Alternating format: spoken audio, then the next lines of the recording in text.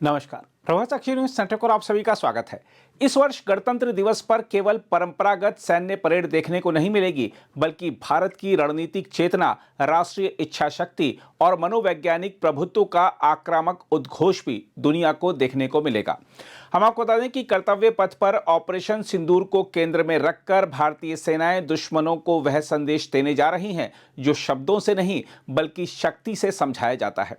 वे लड़ाकू विमान जो सीमा पार आतंकी ढांचों को नेस्तनाबूद कर चुके हैं, वह खुले आकाश में गरजते हुए यह स्पष्ट करेंगे कि भारत अपनी सैन्य क्षमता को ना तो छुपाता है और ना ही देर से दिखाता है। भारत सही समय, सही लक्ष्य और सही तीव्रता से प्रहार करता है। हम आपको यह बता दें कि इस परेड में भैरव बटालियन का पहली बार सार्वजनिक रूप से सामने आना केवल एक नई सैन्य इकाई का प्रदर्शन नहीं, बल्कि भारत की बदली हुई युद्ध दृष्टि का ऐलान होगा। यह बटालियन उस नए भारत का चेहरा है जो तेज गति, सटीक प्रहार और दुर्गम क्षेत्रों में निर्णायक प्रभुत्व स्थापित करने में विश्वास रखता है। इसका संदेश सीधा है कि भविष्य के संघर्ष लंबे नहीं होंगे, लेकिन परिणाम ऐसे होंगे जिनसे विरोधी की सोच ही टूट जाएगी। इसी संदर्भ में भारत के सीडीएस अनिल चौहान का बयान बेहद निर्णायक और दूरगामी है। उन्होंने स्पष्ट शब्दों में कहा है कि ऑपरेशन सिंदूर ने पाकिस्तान की सैन्य और संचालनात्मक कमियों को पूरी तरह बेनकाब कर दिया। उन्होंने कहा कि पाकिस्तान द्वारा हाल में किया गया सैन्य पुनर्गठन उसकी मजबूती का प्रमाण नहीं, बल्कि उसकी विफलताओं की खुली स्वीकारोक्ति है। सीडीएस ने कहा कि कमान और नियंत्रण व्यवस्था में किए गए बदलाव इस बात का संकेत हैं कि वह भारतीय दबाव को सहन नहीं कर पाया और उसकी पुरानी रणनीति ध्वस्त हो चुकी है। सीडीएस ने यह भी रेखांकित किया कि भविष्य के युद्ध अब केवल जमीन, हवा और समुद्र तक सीमित नहीं रहेंगे। साइबर स्पेस, अंतरिक्ष, सूचना युद्ध और तकनीकी बढ़त अब निर्णायक हथियार बन चुके हैं। भारत इस वास्तविकता को स्वीकार कर चुका है और उसी के अनुरूप अपनी सैन्य संरचना को ढाल रहा है। एकीकृत थिएटर कमान की अवधारणा इसी सोच का प्रत्यक्ष उदाहरण है, जहां थल, वायु और नौसेना एक साझा लक्ष्य और साझा रणनीति के तहत एक ही मुट्ठी बनकर कार्य करेंगी। उन्होंने साफ कहा कि गलत सूचना और दुष्प्रचार आने वाले युद्धों में उतने ही खतरनाक होंगे जितने मिसाइल और ड्रोन, और भारत इसके लिए एक संगठित और समयबद्ध तंत्र तैयार कर रहा है। सीडीएस का यह बयान बताता है कि भारत अब केवल हथियारों से नहीं, बल्कि सोच, संगठन और रणनीति से भी युद्ध जीतने की तैयारी में है। इसी रणनीतिक दृष्टि को और अधिक स्पष्ट करते हुए राष्ट्रीय सुरक्षा सलाहकार अजीत डोभाल ने युद्ध की वास्तविक प्रकृति को निडर और कठोर शब्दों में परिभाषित किया है। विकसित भारत यंग लीडर्स डायलॉग में उन्होंने कहा कि युद्ध किसी विकृत आनंद या हिंसा की तृप्ति के लिए नहीं लड़े जाते। युद्ध का उद्देश्य दुश्मन के शव गिनना नहीं, बल्कि उसके मनोबल को तोड़ना होता है। उन्होंने साफ कहा कि युद्ध इसलिए लड़े जाते हैं ताकि किसी राष्ट्र की इच्छा शक्ति को इस हद तक कुचल दिया जाए कि वह हमारी शर्तों पर झुकने को मजबूर हो जाए। अजीत डोभाल ने दो टूक शब्दों में कहा कि युद्ध का असली मैदान सीमा रेखा नहीं, बल्कि राष्ट्र की मानसिक दृढ़ता होती है। उन्होंने कहा कि आज दुनिया में जहां भी संघर्ष चल रहे हैं, वहां शक्तिशाली देश अपनी इच्छा शक्ति दूसरों पर थोपने के लिए बल का प्रयोग कर रहे हैं। उन्होंने चेतावनी देते हुए कहा कि यदि कोई देश इतना सक्षम है कि उसे कोई चुनौती देने का साहस न कर सके, तभी वह वास्तव में स्वतंत्र है। लेकिन यदि हथियार, संसाधन और तकनीक होने के बावजूद राष्ट्र का मनोबल कमजोर है, तो वह सभी साधन निरर्थक हो जाते हैं। उन्होंने कहा कि इस मनोबल को जीवित और अडिग रखने के लिए सबसे जरूरी तत्व है दृढ़ और स्पष्ट नेतृत्व। देखा जाए तो सीडीएस और राष्ट्रीय सुरक्षा सलाहकार के ये वक्तव्य मिलकर भारत की नई युद्ध नीति को पूरी तीव्रता से सामने रखते हैं। यह नीति केवल जवाब देने की नहीं, बल्कि विरोधी की इच्छा शक्ति को जड़ से निष्प्रभावी करने की है। साथ ही भैरव बटालियन जैसे विशेष बल, एकीकृत कमान की संरचना और ऑपरेशन सिंदूर जैसे अभियानों के माध्यम से भारत यह संदेश दे चुका है कि वह अब प्रतिक्रिया नहीं, बल्कि परिणाम तय करता है।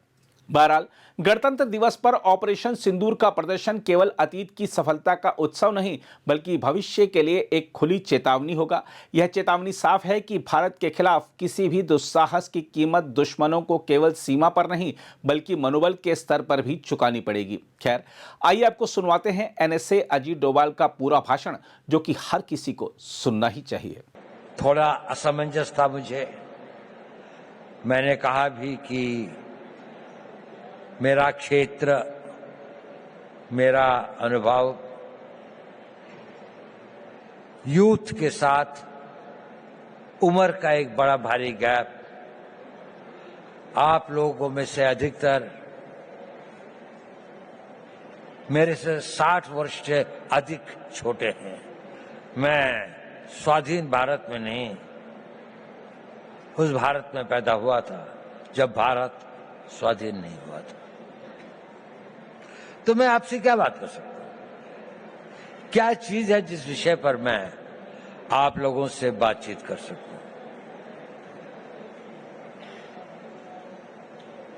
जब मेरा यौवन था तो उसको मैं भूल चुका, बहुत समय हो गया। और जो आपका युवा काल है उसके अंदर इतना परिवर्तन आ चुका है कि मुझे कई चीजों का ज्ञान भी नहीं है। लेकिन एक चीज बड़ी कॉमन है,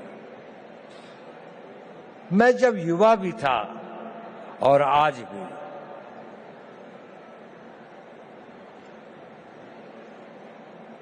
एक चीज का मैंने देखा, वो हमेशा आपके साथ चलती है, आपको पता हो या ना हो, आप कॉन्शियस हो या ना हो, चीज बहुत छोटी है लेकिन वो आपके जीवन की लोकाई को डिटरमिन करती है, उसकी गति और उसका क्या अंत में वो कहां पहुंचेगी इसका निर्णय करती है। वो होती है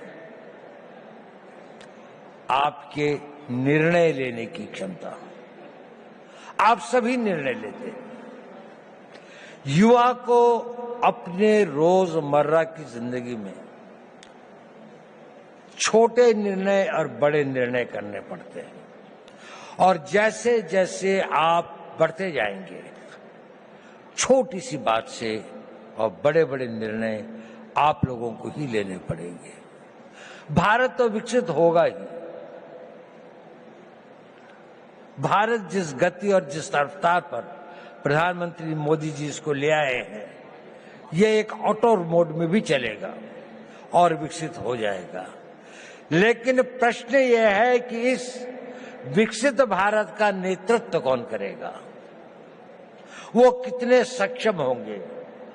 और नेता की सबसे बड़ी शक्ति जो होती है, सबसे बड़ा हुनर, सबसे बड़ी योग्यता वो होती है कि वो सही निर्णय लेता है, समय पर निर्णय लेता है और अपनी पूरी आस्था और उसके साथ उन निर्णयों पर कार्यान्वित करता है।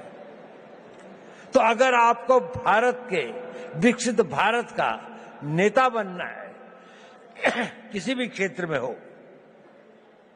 साइंस में हो, टेक्नोलॉजी में हो, सिक्योरिटी के क्षेत्र में हो,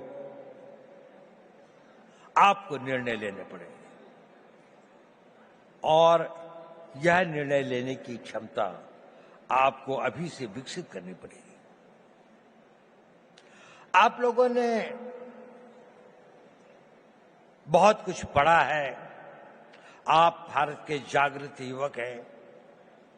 निर्णय कैसे लें, बहुत सारे मोटिवेशनल स्पीकर्स बताते हैं, मैं उस बारे में ज्यादा नहीं कहना चाहता।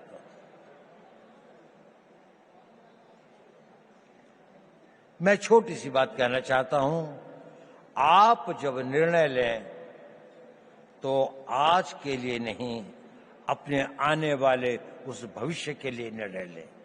दूरदर्शी भाव से निर्णय लें।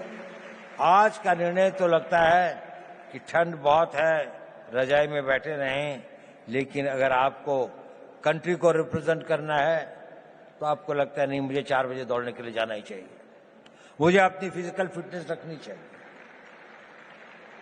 अभी 1 जनवरी को कई लोगों ने बहुत सारे निर्णय लिए होंगे। कल से पक्का सोशल मीडिया नहीं देखूंगा, टाइम खराब नहीं करूंगा, जिम में रोज जाऊंगा, खूब दिल लगा के पढ़ाई करूंगा। कुछ करते हैं, कुछ नहीं करते। सही निर्णय लेना बहुत जरूरी है, बहुत आवश्यक है। अपने निर्णयों को दूरअंदेशी से करें। हर निर्णय को लेने के साथ ये सोचें कि इस निर्णय के बाद मेरा अगला निर्णय क्या होगा, अगला कदम क्या होगा। एक कदम उठाने से पहले अगले 2 कदम की सोचें। जीवन के अंदर में ड्रीम्स से जीवन नहीं बनते, पर ड्रीम्स उनको एक दिशा देते हैं, आवश्यक है। उन ड्रीम्स को डिसीजंस में बदलना पड़ता है और उन डिसीजंस को लाइफ की रियलिटीज में बनना पड़ता है। कुछ लोग जो इसे कर पाते हैं वो सक्सेसफुल हो जाते हैं, उन्हें सफलता प्राप्त होती है। बाकी लोग ड्रीम्स के से और डिसीजन तक के कुछ वाक हो जाते हैं, कुछ डिसीजन से इम्प्लीमेंटेशन तक में भटक जाते हैं, तो गंतव्य तक नहीं पहुंचते। आप सब लोगों में असीम संभावनाएं हैं। आप में यौवन की ऊर्जा है, आप में बड़े बड़े सपने हैं, आप में वो शक्ति है, आप में वो प्रवाह है जो ये कहता है कि मैं समुद्र को पी जाऊंगा, मैं दुनिया को बदल डालूंगा। उस तरह की शक्तियों को लेकर आप आए हैं और आप बहुत भाग्यवान हैं कि आप उस भारत में पैदा हुए, एक स्वतंत्र भारत में। ये स्वतंत्र भारत हमेशा ऐसा नहीं था जितना स्वतंत्र आपको दिखाई देता है। सदियों तक हमारे पूर्वजों ने इसके लिए बहुत कुर्बानियां सही, बहुत अपमान सहे, बहुत असहायता के दौर से गुजरे। कई लोगों को फांसी चढ़नी पड़ी, भगत सिंह को फांसी के फंदे को स्वीकार करना पड़ा, सुभाष बोस को जीवन भर संघर्ष करना पड़ा, महात्मा गांधी को सत्याग्रह करना पड़ा और अनगिनत लोगों को अपनी जानें देनी पड़ी। ये संघर्ष चलता रहा। हमारे गांव जले, हमारी सिविलाइजेशन को समाप्त किया गया, हमारे मंदिरों को लूटा गया और हम एक मूक दर्शक की तरह असहाय होकर इसको देखते रहे। ये इतिहास हमें एक चुनौती देता है कि ये उस भारत का आज हर युवक के अंदर वो आग होनी चाहिए कि मैं, प्रतिशोध शब्द अच्छा तो नहीं है, लेकिन प्रतिशोध भी अपने में एक बड़ी भारी शक्ति होती है। हमें अपने इतिहास का प्रतिशोध लेना है। हमने इस देश को फिर वहां पहुंचाना है जहां पर हम अपने हक, अपने विचार और अपनी आस्थाओं के आधार पर एक महान भारत का निर्माण कर सकें। हमारी एक बड़ी विकसित सभ्यता थी। हमने किसी के मंदिर नहीं तोड़े, हमने कहीं जाकर लूटा नहीं, हमने किसी बाहर के लोगों के ऊपर आक्रमण नहीं किया, जबकि सारी दुनिया बहुत पिछड़ी थी। परंतु क्योंकि हम अपनी सुरक्षा और हम अपने आप को समझ नहीं पाए कि हम को क्या खतरे हैं, हम उनके प्रति उदासीन रहे, तो हमें इतिहास ने एक सबक सिखाया। क्या हमने वह सबक सीखा? क्या उस सबक को हम याद रखेंगे? अगर आने वाली पीढ़ियां उस सबक को भूल जाएंगी तो ये इस देश का सबसे बड़ा ट्रेजेडी होगी। सेंट पीटर्सबर्ग के अंदर में एक बहुत बूढ़ा रवि रहता था, यू। वहां का जो बिशप था वो दोनों बहुत दोस्त थे। तो एक दिन बिशप उसके घर पे आया तो रवि जो था करीब 80-85 साल का था, तो उसकी आंखों में आंसू थे। उसने कहा, रवि क्या बात है, आज तुम उदास लग रहे हो? नहीं, उसने कहा सोच रहा था। उसने कहा क्या सोच रहे थे? उसने कहा मैं ये सोच रहा था कि जूस का क्या होगा। उसने कहा, देखो पिछले 2000 सालों से तुम संघर्ष कर रहे हो, 2000 सालों से यातनाएं सह रहे हो, 2000 सालों से तुम्हारे ऊपर इतनी अधिक वो हुई प्रोग्राम थे दुनिया में, क्या तुम्हें इस बात का रोना आ रहा है? उसने कहा, नहीं, मुझे इस बात का रोना नहीं आ रहा। मेरे विचार में यह ख्याल आया कि इन हजारों सालों तक संघर्ष की जिस परंपरा से, जिस आग को जिंदा रखा है, कहीं आने वाली पीढ़ियां इसको भूल तो नहीं जाएंगी, और भूल तो नहीं जाएंगे कि हमें अपने आप को फिर से शक्तिशाली बनाना है, अपनी रक्षा करनी है। ये भाव था, ये बड़ा पावरफुल सेंटिमेंट है, और हमें अपने उस सेंटिमेंट से ही प्रेरित होना चाहिए। कई सारी ऐसी बातें होती हैं हमारे ऊपर, कई सारी इस तरह के आघात होते हैं जिससे हमें लगता है कि अगर हमारे साथ में अन्याय हुआ है, अगर हमारे साथ दुर्व्यवहार हुआ है, हमारे गांव जलाए गए, हमारी मातृशक्ति का अपमानित किया गया, तो इसका हम भी अपने आप को इतना मजबूत करेंगे, हर रूप से, आर्थिक रूप से, रक्षात्मक रूप से, टेक्नोलॉजी के रूप से, हर क्षेत्र में हमें आगे बढ़ना है। तो मैंने ये बताया कि आवश्यक है कि आप जीवन में सही निर्णय लें और निर्णय लेने की शक्ति बढ़ाएं। मैं उस पर ज्यादा नहीं बोलूंगा क्योंकि आप लोग काफी जागरूक हैं। मैं एक दूसरी बात पे कुछ कहना चाहता हूं। प्रश्न इस बात का, यह जरूरी है कि आप सही निर्णय लें, लेकिन सही निर्णय लेने के बाद भी वो निर्णय पर आदमी चल नहीं पाता। It is important that you take right decisions, but it is more important that you make your decisions right. आपने अगर निर्णय लिया तो आप उसे सही बनाएंगे, और डिसीजंस राइट बनाने में ही कठिनाई होती है, वहीं पर संघर्ष करना पड़ता है। इस अपने डिसीजंस को जो आप लेते हैं उनको राइट करने के लिए आपको खटना पड़ता है, साधना करनी पड़ती है, मिटना पड़ता है, जल तिल तिल भर के जलना पड़ता है, और लंबे समय तक चलना पड़ता है। एक दिन में सपने पूरे नहीं होते, एक किसी काम को करने से मंजिल नहीं मिलती। ये छोटे छोटे कई काम होते हैं जो आपको करने हैं। देखिए, मोटिवेशन टेम्पररी होता है, जरूरी है, लेकिन मोटिवेशन कुछ क्षण, कुछ घंटे, कुछ दिन आपके साथ रहता है। आपका डिसिप्लिन इंड्योरिंग होता है, वो आपके साथ रहता है। उस मोटिवेशन को परिवर्तित करना पड़ता है, अपनी लाइफस्टाइल में परिवर्तित करके उसको डिसिप्लिन में लाने में।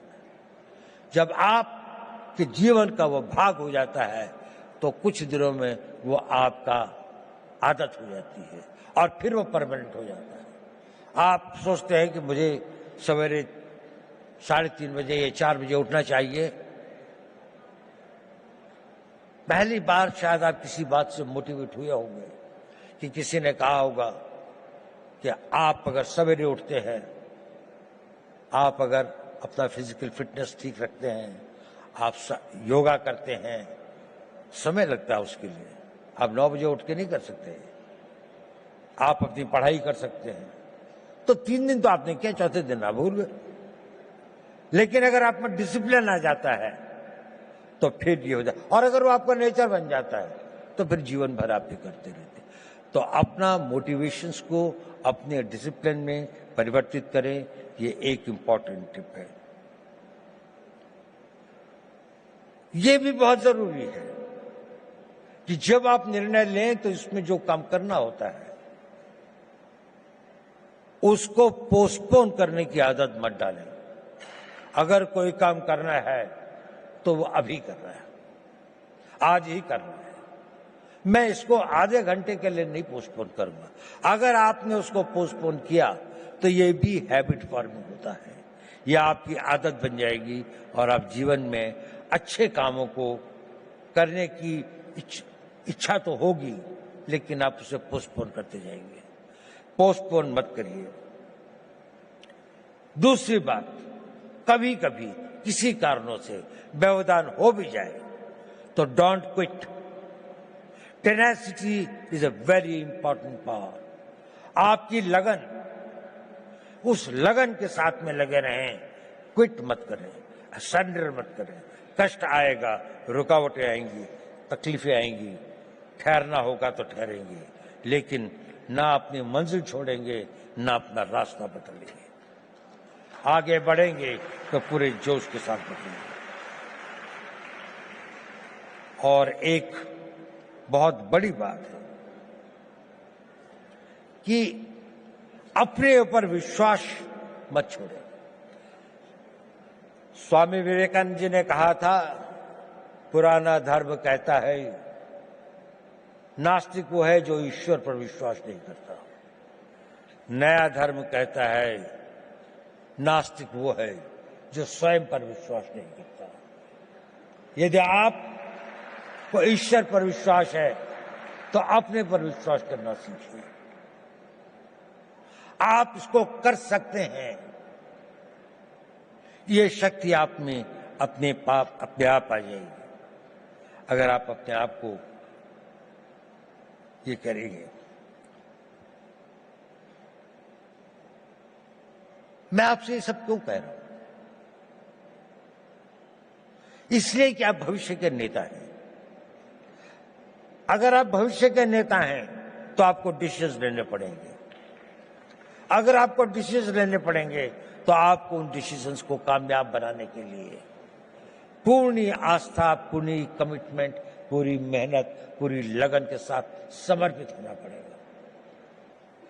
ये बात सही है कि नहीं, मैं नहीं कह सकता, लेकिन ये मेरे 81 साल के जीवन का अनुभव है। और आप लोगों को गुमराह करने से बड़ा पाप मैं कोई नहीं कर सकता।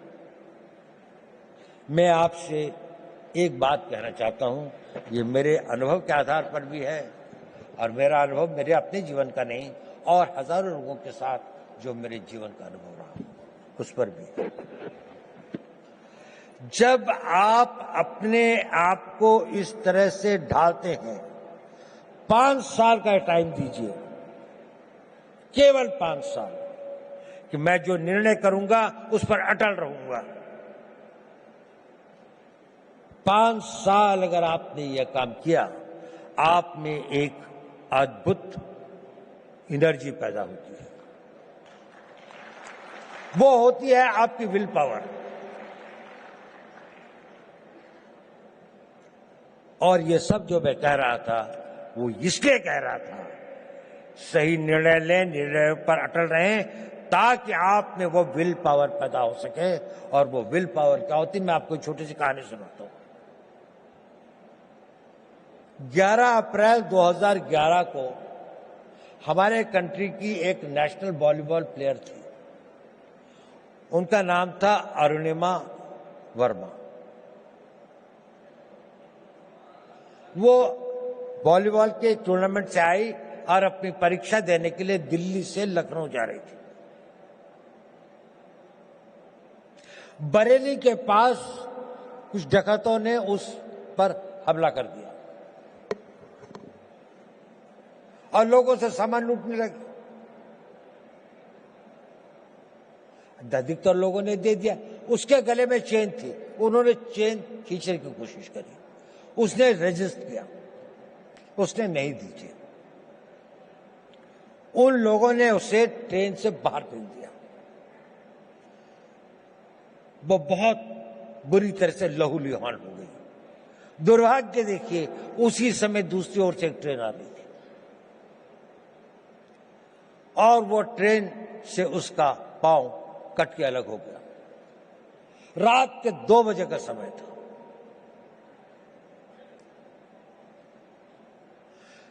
उस पटरी के ऊपर कई बड़े बड़े चूहे थे, वो उसके मांस को खाने लगे। वो वेदना में करा रही थी पर कोई नहीं था, उस सुनसाने में, उस वीराने में कोई नहीं था। वो लहू लुहान, उसका बहुत खून बह चुका था। सवेरे लोग वहां पहुंचे तो उसको उठाया, ले गए, नेशनल प्लेयर थी, दिल्ली लाए, all India institute of medical sciences में उसका उपचार हुआ।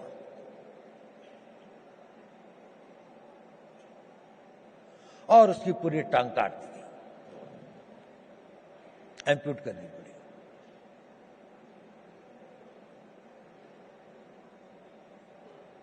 वो बिल्कुल एक विकलांग होकर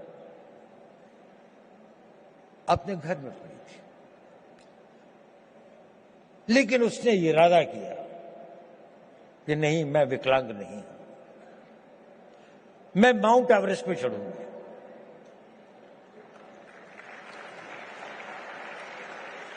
डॉक्टर्स ने कहा कि इस तरह की टांग से तो कोई चढ़ ही नहीं सकता और इसको भी स्टेबलाइज होने में तो कई साल लग जाएंगे। उसने कहा नहीं, मैं तो आज ही से प्रैक्टिस करूंगी।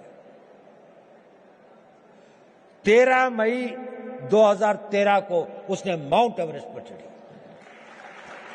पहली एक पांव न होने वाली महिला में, एक आर्टिफिशियल उसके साथ में। और वही नहीं, सबसे पहले चढ़ी टॉप पर, जो पूरा बैंक ग्रुप था उसके अंदर में वही बेस कैंप से सबसे पहले आती थी। क्या था उसके अंदर? Physical strength, opportunities, talent. इस सबसे ज्यादा उसके अंदर वो विल पावर थी। और वो विल पावर उसके साथ में एक दिन में नहीं आई। जब उसके जीवन को लोगों ने पढ़ा, समझा, उसने बचपन से ही अपने अंदर एक ऐसी शक्ति पैदा की थी कि जो उसकी स्ट्रांग विल पावर थी। मैं चाहता हूं कि आप लोग इस 5 साल के शेड्यूल को फॉलो करें।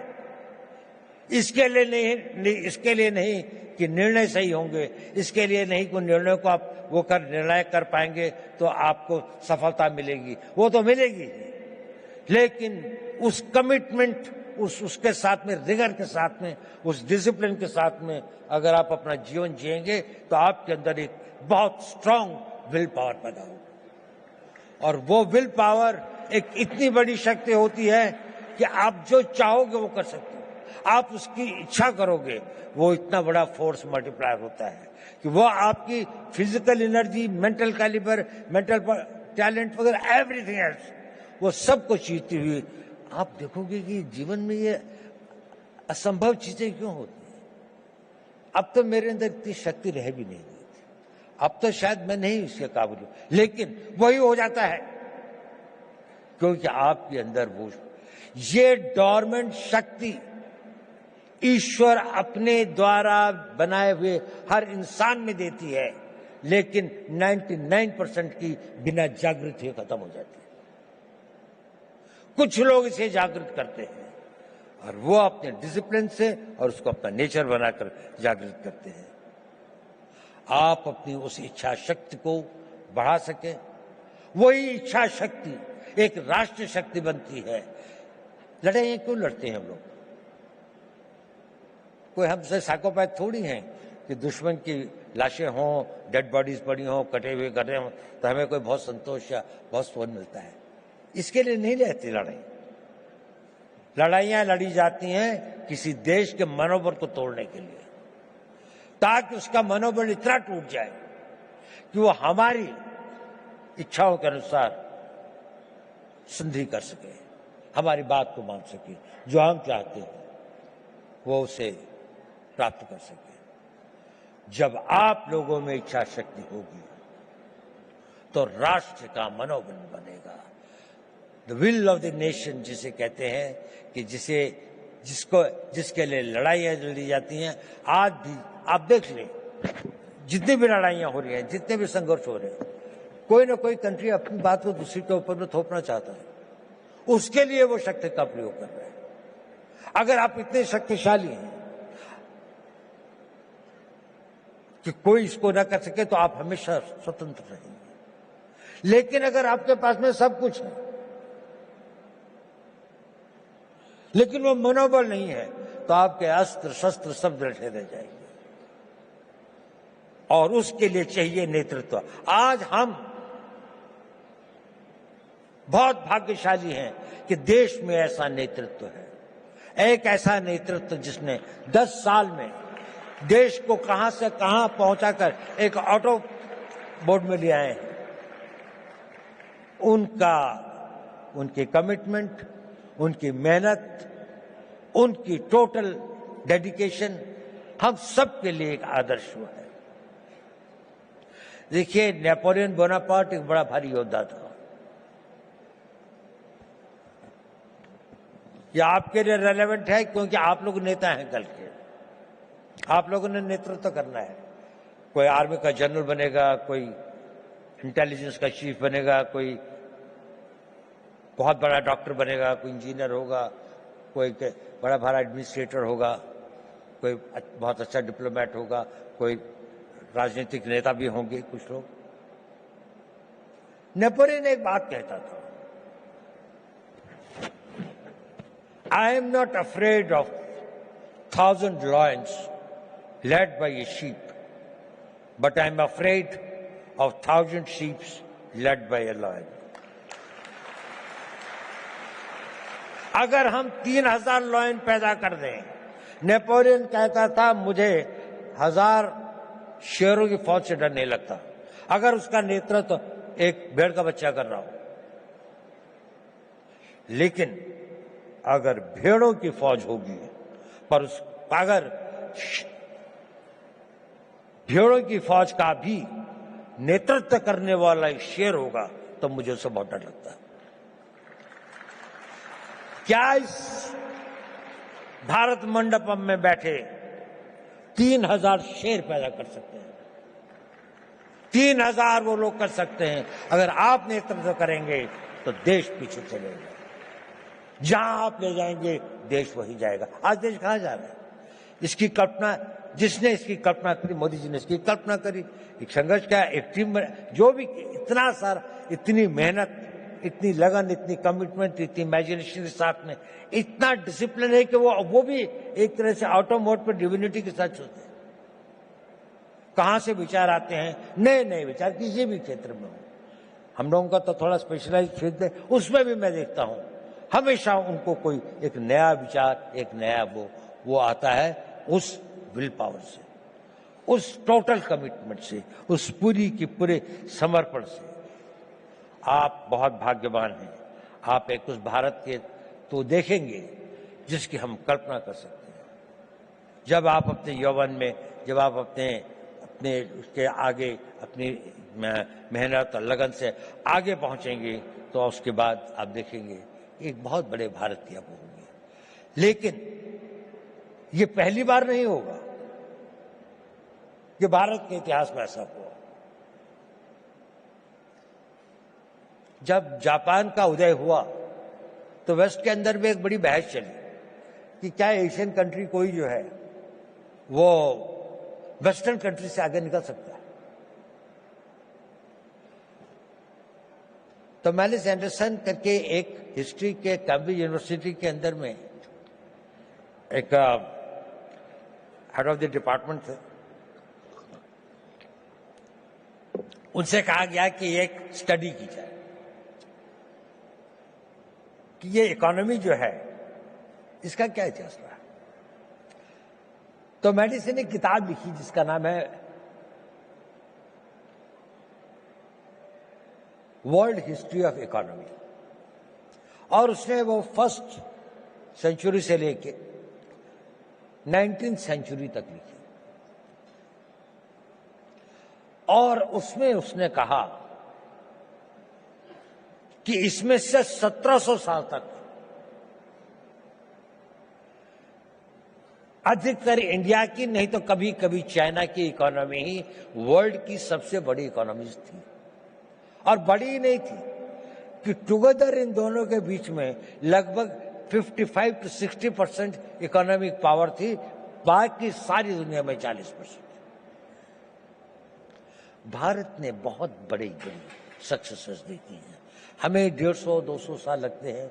ऐसे कई बड़े कालखंड आए हैं जिसमें वो अपनी पराकाष्ठा पर था, साइंस की, टेक्नोलॉजी की, आर्थिक विकास की। लेकिन हम वहां से गिर भी सकते हैं।